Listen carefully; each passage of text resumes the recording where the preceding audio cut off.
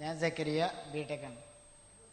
7-ാം നൂറ്റാണ്ടിലെ അപരിഷ്കൃതരായ അറബികൾക്ക് വേണ്ടി മുഹമ്മദ് നബി കൊണ്ടുവന്ന ഒരു നിയമം എന്നുമുള്ള ഇന്നും ജീവിച്ചിരിക്കുന്ന ജനങ്ങൾ അനുസരിക്കണമെന്നും അതനുസരിച്ച് ജീവിക്കണമെന്നും പറയുന്നതിൽ എന്താണ് പ്രസക്തി?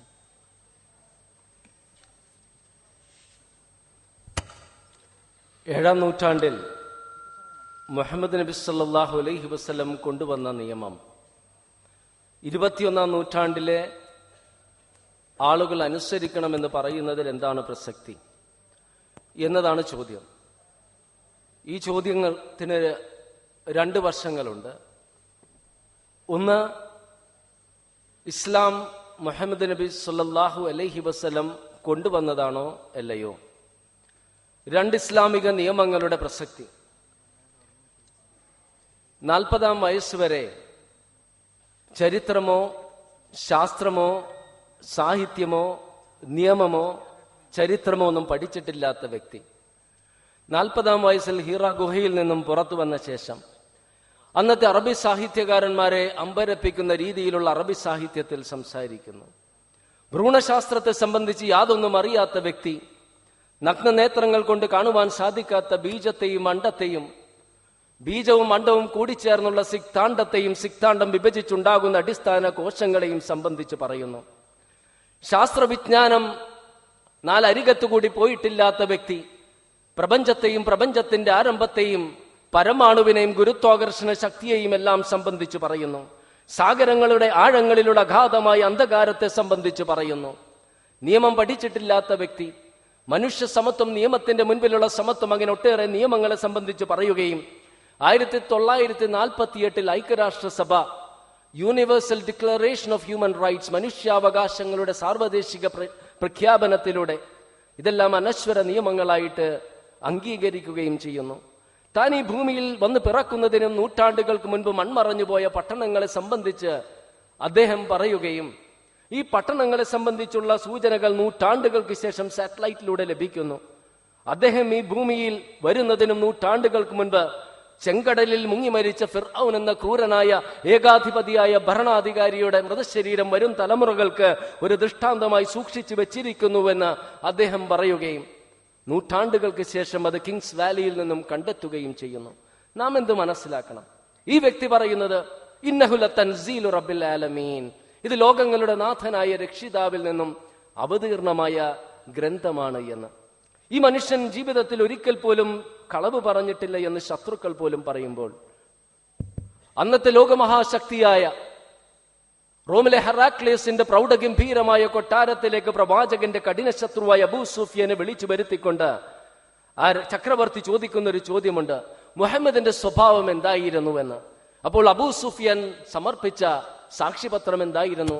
മുഹമ്മദ് ഒരിക്കൽ പോലും കളവ് പറഞ്ഞിട്ടില്ല, കരാർ ലംഘനം നടത്തിയിട്ടില്ല. ഈ വ്യക്തി പറയുന്നത് ഒരിക്കലും കളവ് പറഞ്ഞിട്ടില്ല എന്ന് ശത്രുക്കൾ പോലും പറയുന്ന ഈ വ്യക്തി പറയുന്നത് ഇതെന്റെ വചനങ്ങളല്ല, പ്രപഞ്ചനാഥനായ സ്രഷ്ടാവിന്റെ വചനങ്ങളാണ് എന്ന്. ഖുർആൻ സ്രഷ്ടാവിന്റെ വചനങ്ങളാണെന്ന് ബോധ്യപ്പെടുത്തുന്ന ഒട്ടേറെ തെളിവുകൾ വിശുദ്ധ ഖുർആൻ തന്നെ നൽകുന്നുണ്ട്. ഒരുപാട് കാലഘട്ടത്തിന് 23 വർഷങ്ങൾക്കിടയിൽ അവതീർണമായിട്ടും വൈരുദ്ധ്യങ്ങളുടെ അഭാവത്തിലൂടെ, അതിന്റെ പ്രത്യേകമായിട്ടുള്ള ഭാഷാ ശൈലിയിലൂടെ, ശാസ്ത്ര വസ്തുതകൾ അത് പറഞ്ഞിരിക്കുന്നത് ആധുനിക ശാസ്ത്രവുമായി യോജിക്കുന്ന കാര്യങ്ങളിലൂടെ എല്ലാം ഖുർആന്റെ അമാനുഷികത നമ്മെ ബോധ്യപ്പെടുത്തുകയാണ്. ഞാൻ ഒരു കാര്യം തന്നെ പറഞ്ഞു തരാം.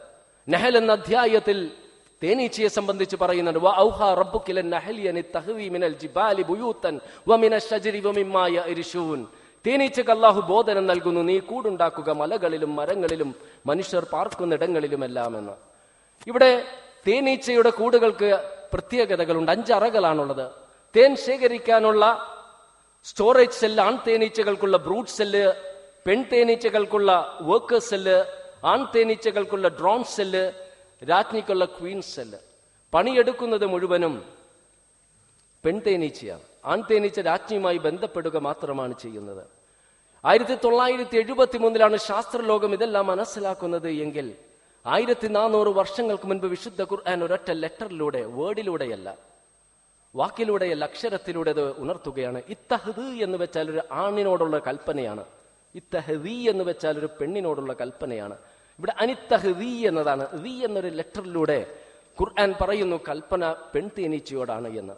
മറ്റൊരിടത്ത് ഖുർആൻ പറയുന്നുണ്ട് മിൻ ബുത്തൂനിഹാ ശറാബ്, അതിന്റെ ഉദരത്തിൽ പാനീയമുണ്ട്. അബൂബക്കർ റളിയല്ലാഹു അൻഹു ആണിന് നാം ഹു എന്നാണ് ഉപയോഗിക്കുന്നത്.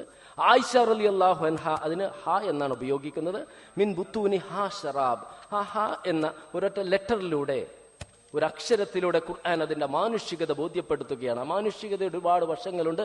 ആ വിഷയത്തെ സംബന്ധിച്ച് നിങ്ങൾക്ക് ഇവിടെ സീഡികളെല്ലാം ലഭിക്കും. മറ്റൊന്ന് ഖുർആനിക നിയമങ്ങളാണ്.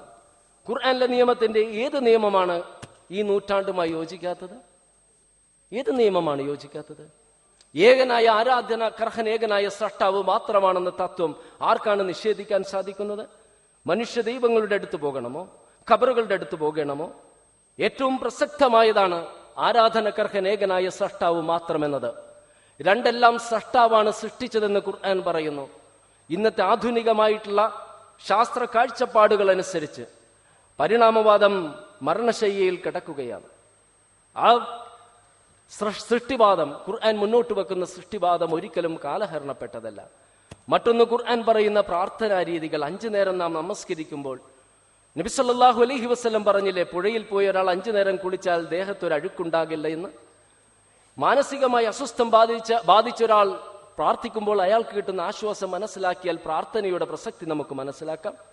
ഇനി സക്കാത്ത്, സദക്ക, ദാനധർമ്മങ്ങൾക്ക് പ്രസക്തിയില്ല എന്ന് ആർക്കെങ്കിലും പറയുവാൻ സാധിക്കുമോ? വർഗത്തിന്റെയും വർണ്ണത്തിന്റെയും പേരിൽ ജനങ്ങൾ തമ്മിൽ അടിച്ചുകൊണ്ടിരിക്കുന്ന കാലഘട്ടത്തിലാണ് നാം കഴിയുന്നത്. ഇവിടെ വിശുദ്ധ ഖുർആൻ പറയുന്നുണ്ട് 49-ാം അധ്യായത്തിലെ 13-ാം വചനത്തിൽ, യാ അയ്യുഹന്നാസ് ഇന്നാ ഖലഖനാകും മിൻ ദക്കരിൻ വ ഉൻസാ വജഅൽനാകും ശുഉബൻ വഖബായില ലിതആറഫു ഇന്ന അക്രമകും ഇൻദല്ലാഹി അത്ഖാകും. ഹേ മനുഷ്യരെ, നിങ്ങളൊരു പുരുഷനിൽ നിന്നും സ്ത്രീയിൽ നിന്നും സൃഷ്ടിച്ചിരിക്കുന്നു, വർഗങ്ങളും ഗോത്രങ്ങളും ആക്കിയിരിക്കുന്നത് പരസ്പരം തിരിച്ചറിയുന്നതിന് വേണ്ടി മാത്രം. തീർച്ചയായും അള്ളാഹുവെങ്കിൽ ഏറ്റവും ആദരണീയർ, ഏറ്റവും സൂക്ഷ്മത പുലർത്തുന്നവരത്രയെന്ന്.